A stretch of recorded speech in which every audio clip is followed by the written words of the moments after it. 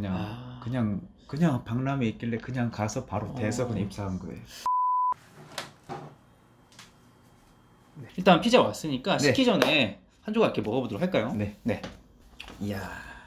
와. 간단하게 한번 자기소개 부탁드리겠습니다. 네, 안녕하세요. 올해 30살이고 지금 다시 취준생이 된 윤성문이라고 합니다. 제가 듣기로 벌써 2번의 직장을 거치셨다고 들었습니다. 왜 웃으시죠? 네, 너무 네. 네. 첫 입사 당시에 취준 기간이 1도 없으셨다고 들었어요. 네, 네. 그거 어떻게 된 거죠? 요즘 다 취업 어렵다 하는데. 그래서 제가 처음부터 일본 취업을 노렸거든요. 아, 일본 취업을? 네, 처음부터 일본이 취업이 잘 된다고 하니까 본인 능력만 된다면 취업이 가능하거든요. 크게 막 취준 필요 없이. 이거는 사실 더 어렸을 때부터 했었고. 네. 그럼 기본적으로 어학 성적은 어떻게 되셨죠? 그 당시 취업할 당시는 뭐 당연히 JLPT, N1 그리고 HSK 5급 있었고 그 다음에 그 외에 이제 한자 관련된 자격증 막 다수. 아, 근데 그런 뭐 중국어 자격증, 뭐 한자 관련 자격증 일본 기업 입사할 때 필요한가요? 없는 것보다 확실히 나아요. 아, 진짜요? 왜냐면 이제 오히려 가산점까지는 안 될지 몰라도 아 일하는데 지장 없겠구나 이제 판단의 척도는 되는 거죠. 그러면 이제 공고가 뜨면 이제 지원하시는 형태일까요? 지금은 아니지만 코로나 전이었으니까 2018년도였으니까 네네. 그때 이제 박람회 같은 개최를 엄청 많이 했어요. 부산에서도 일본 기업이 실제로 와서 네. 계속 한국인 인재를 채용해가는 거죠. 아, 진짜요? 주기적으로 했었어요. 그러면 그때 일본 기업 어떤 기업에 들어가셨던 거죠? 네, 이제 NCD라는 회사입니다. NCD? 네, 이제 니폰 컴퓨터 다이나믹스라고 해서 앞글자를 단 거예요. 컴퓨터 만드는 회사인 거예요? 이제 컴퓨터 관련된 IT 회사였어요. 원래 시작은. 그러다가 이제 IT 가지고는 이제 먹거리가 부족하다 보니까 회사에서 다른 업계를 한 개 늘렸어요. 업종을. 그게 이제 주륜장이라고 해서 자전거 주차장. 자전거를 주차할 때 돈을 내야 돼, 일본은. 무조건. 아, 그래서 진짜요? 돈이 돼, 그게. 사업 아이템이 되는 거죠. 오. 그러면 바로 이제 입사를 하셨나요? 이제 그 당시가 18년도 어. 8월 말이었어요. 네. 그래서 이제 합격을 받고 네. 내정이라고 받았어요. 이제 내정을 받으면 그 다음 해 19년도 4월 1일 날 입사하는 거예요. 그때까지 기다려야 돼요. 와, 그러면 수개월 동안 비네요, 그 시간이? 90, 11, 12, 7개월 기다렸죠. 그러면 저는 이런 생각도 들 것 같거든요. 일본 기업 좋은데 뭐 한국 기업 더 좋은데 한번 써봐야겠다, 뭐 이런 생각도 들 것 같은데. 그때 근데 저는 그럴 생각이 안 들더라고요. 사실은 이미 아. 확정을 받은 거예요. 내정은 일단 확정이에요. 네. 그래서 그것만 바라보고 엄청 마음 편하게 아르바이트하고 놀고 했어요. 쳐다도 안 보고. 그래서 정말 취준 없이 그냥 박람회 있길래 그냥 가서 바로 돼서 그냥 입사한 거예요. 근데 제가 느끼기에는 그래도 연봉을 꽤나 주기 때문에 이렇게 다른 곳에 눈을 안 돌리셨을 것 같거든요. 저는 그 당시만 해도 돈을 생각을 별로 안 했어요. 아. 그냥 일본에서 예전에 워킹홀리데이로 생활한 적이 있었는데 네. 한 번 더 직장인으로서 하면 재밌겠다. 또 오래 있어서 영주권까지 뭐 할 수 있으면 나보자 뭐 이런 생각으로. 그러다 보면 저는 연봉은 크게 고려를 안 했던 것 같아요. 네. 그리고 연봉도 마음에 드셨고 적응도 잘하셨는데 왜 그 좋은 회사를 나오게 되셨죠? 사실 뭐 좋다 안 좋다는 이제 개인 차가 있겠지만 저 같은 경우는 이제 처음에 관리과로 들어갔어요. 뭐 어떤 장소에 설치가 딱 완공된 이후부터 관리과들이 이제 관리를 하는 거예요. 네. 무슨 문제가 생겨도 달려가야 되고 기계에 문제가 생기면 뜯어야 돼요. 그렇게 하다가 한 3달 정도 했던 것 같아요. 하면 느꼈던 게 내가 일본에 왔는데 좀 더 배우고 싶은데 맨날 기계나 만지고 있고 외국어를 적극적으로 활용할 수 있는 기회가 많을 것이다 라고 저한테 얘기를 해줬어요. 근데 막상 뭐 일본어 외에는 쓴 언어가 없으니까요. 조금 약간 현타가 오는 거예요. 쉽게 말하면. 그래서 한번 높은 분한테 얘기를 했어요. 그러다 보니까 그러면 오케이 알겠다. 자전거 샵을 운영하는 부서가 있었거든요. 거기에 영업으로 저를 배치시켜줬어요. 관리는 이제 안 하게 되는 관리 거예요. 안 완전히 하는데요? 영업으로 빠진 거예요.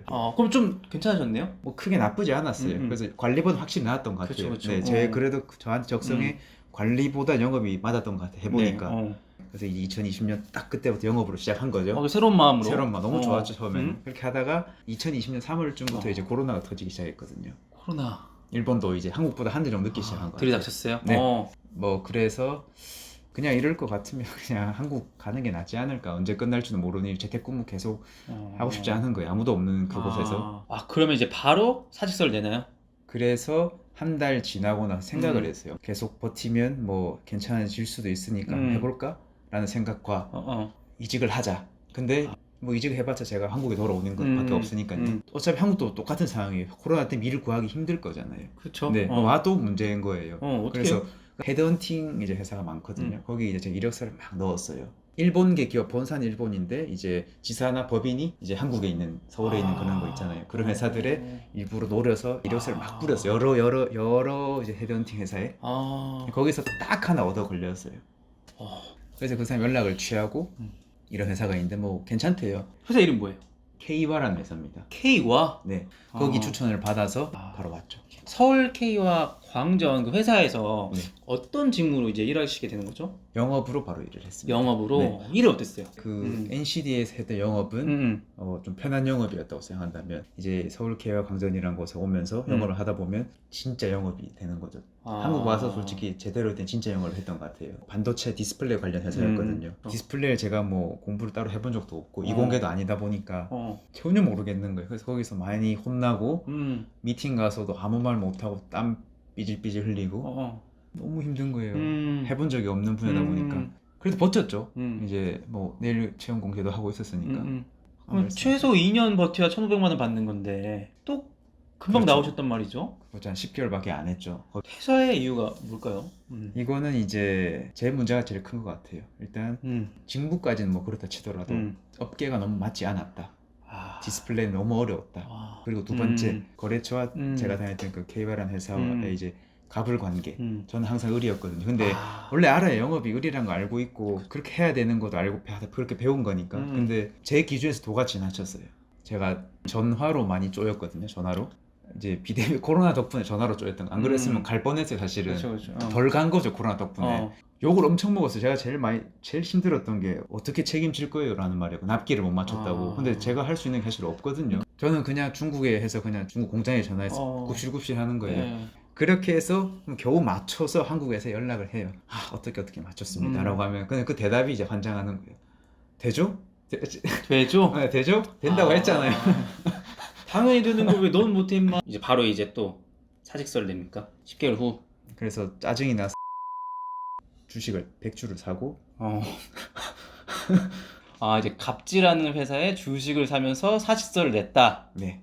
그리고 어때요? 마음이 좀 후련하던가요? 엄청 후련했어요. 저는. 후련했어요? 네, 엄청 후련한 거예요.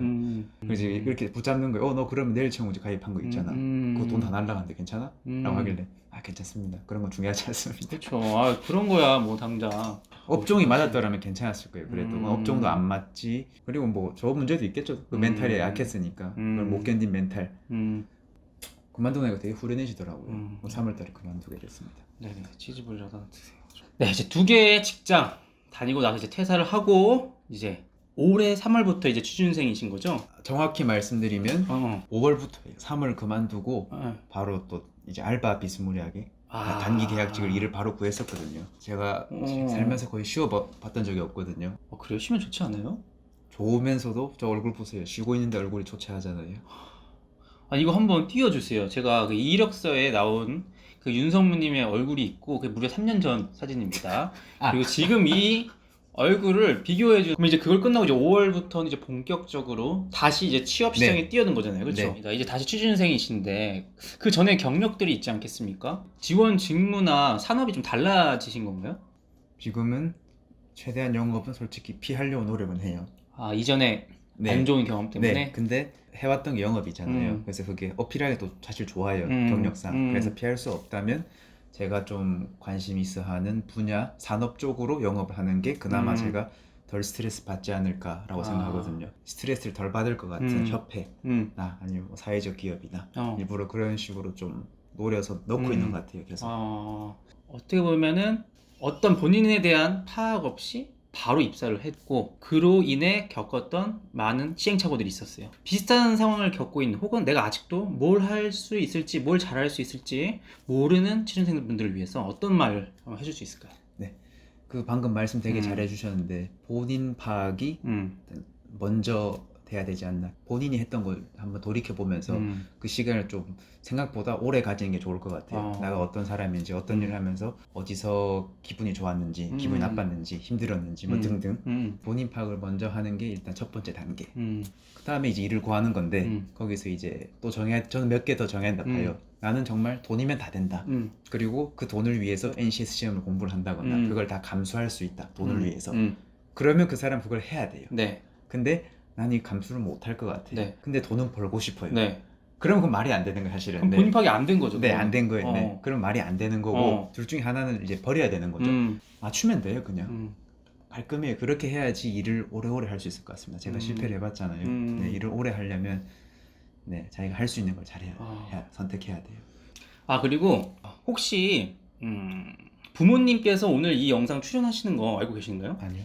아, 그러면 부모님에게 영상 편지를 보냈는데 이건 나중에 보내는, 취업 성공하셔서 엄마 나 사실, 아빠 나 사실 나중에 이제 보여드리는 거예요. 절절한 마음을. 좀 잔잔한 노래가 좀 깔리고 있습니다. 예. 네, 부모님 그 일부러 말씀 안 드렸거든요. 걱정 많이 하실까봐. 사실은 저 5월 달부터 계속 백수였어요. 모르셨겠지만. 그리고 지금은 됐습니다. 그래서 이제 이 영상을 보시면 제가 좀 이따 연락 드릴게요. 잘 됐다고, 어디서 일을 하는지, 얼마를 받는지 자세히 알려드릴게요. 아, 너무 좋았어요. 함께 이 밤을 두루두루 그대와 함께 forever.